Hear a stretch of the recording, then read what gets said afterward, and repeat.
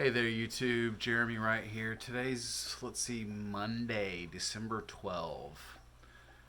What I'm leaning on is a 150-gallon glass aquarium. It's 4 feet long, so it's the same length as a standard 55-gallon display tank.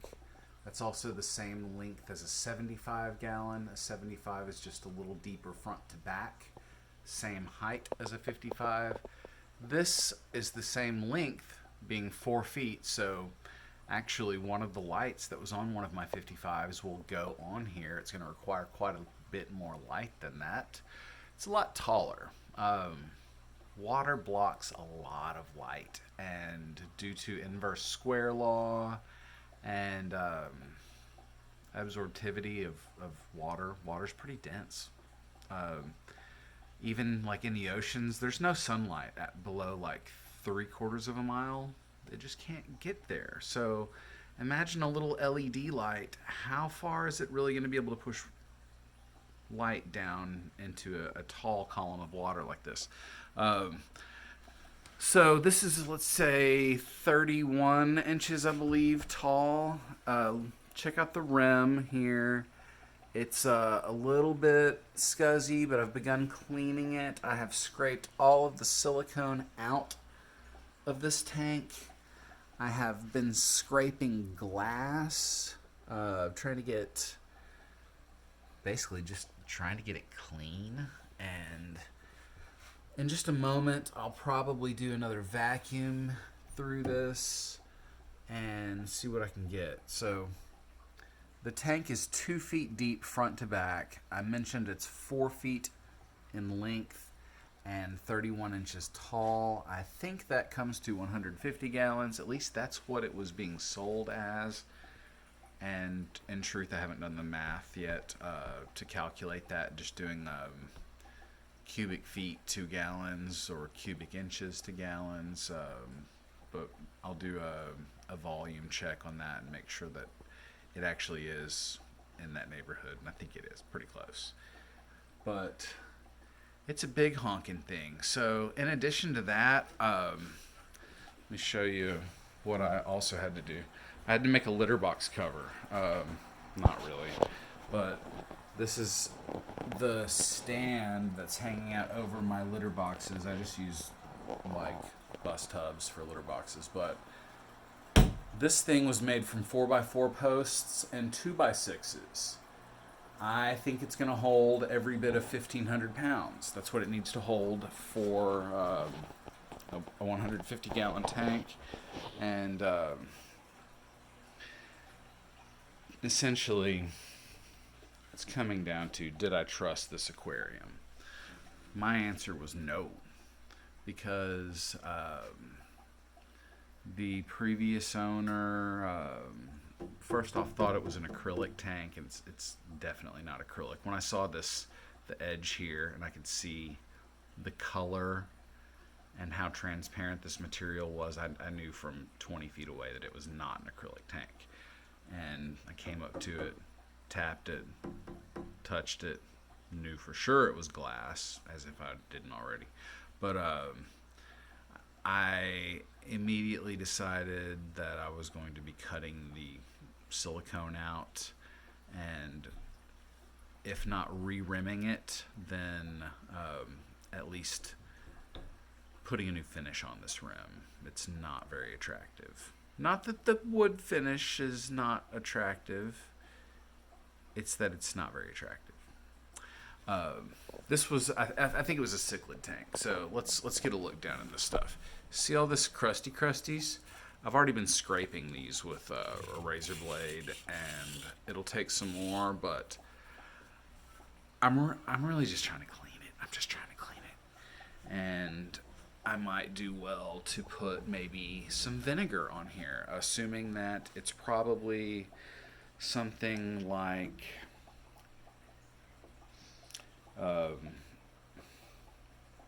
it's probably got a lot of calcium carbonate and other such minerals from cichlid tank, and I think that can be dissolved with acids like vinegar. So I'll try to give it a vinegar wash.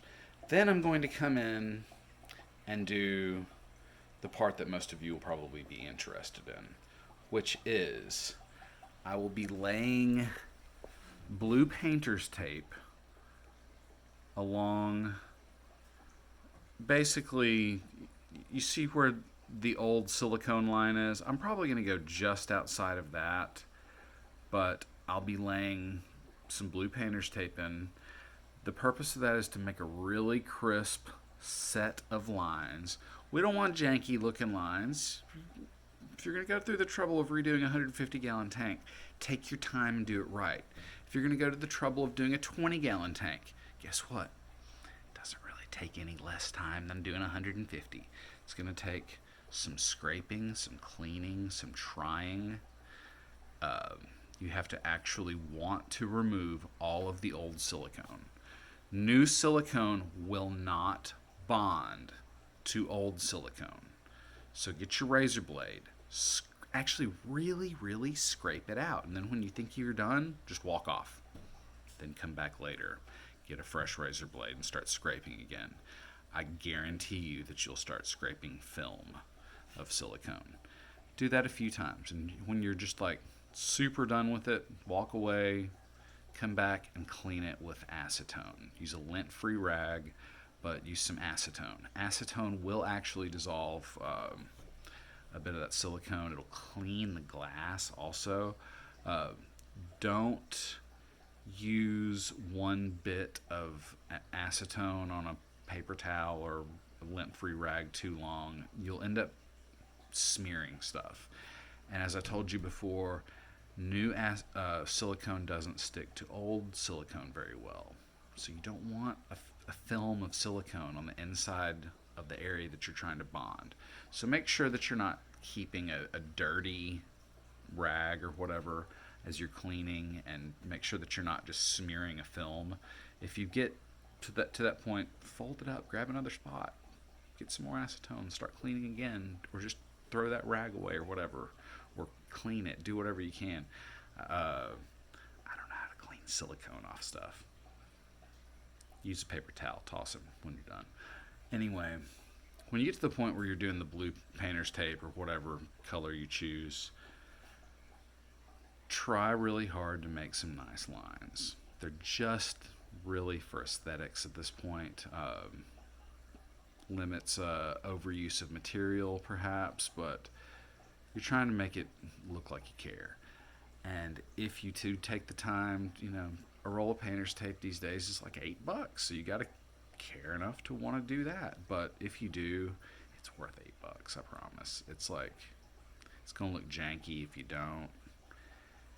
It will look professional if you do, and it's easy. It just takes a little bit of time. So I'm up to that point now where it's a little later in the day. We're starting to hear lights click off. Grow lights are still kind of jamming in some spots.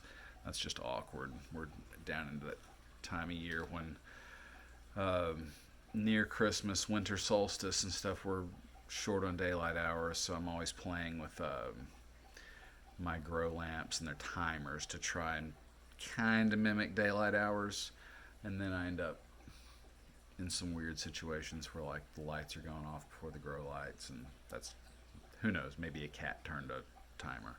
But kind of goofy looking. Looks like a spaceship landed in my living room all the time. So I'm about to get on with this. I'll give you an update once I have finished this bit. And I'm probably also going to be staining that stand that I showed you around the corner. Probably a black using a clear poly, whatever stain. And yeah, I'll give you an update. If you enjoy this sort of thing, give me a like or subscribe. I think this is the sort of project that many of you aquarium hobbyists can do yourself. You need fresh razor blades, like a pack of fresh razor blades. I recommend blue painter's tape.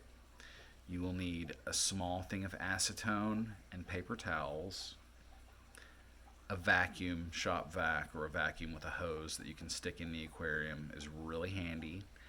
And that's about it.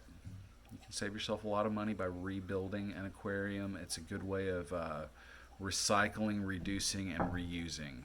It's planet smart, it's wallet smart, it's fun, it's educational. You will learn something from it, even though you think you just learned everything from watching a guy on YouTube. You'll gain something from doing it yourself. So get out there and do it yourself. Catch you later. Hope you have a great day.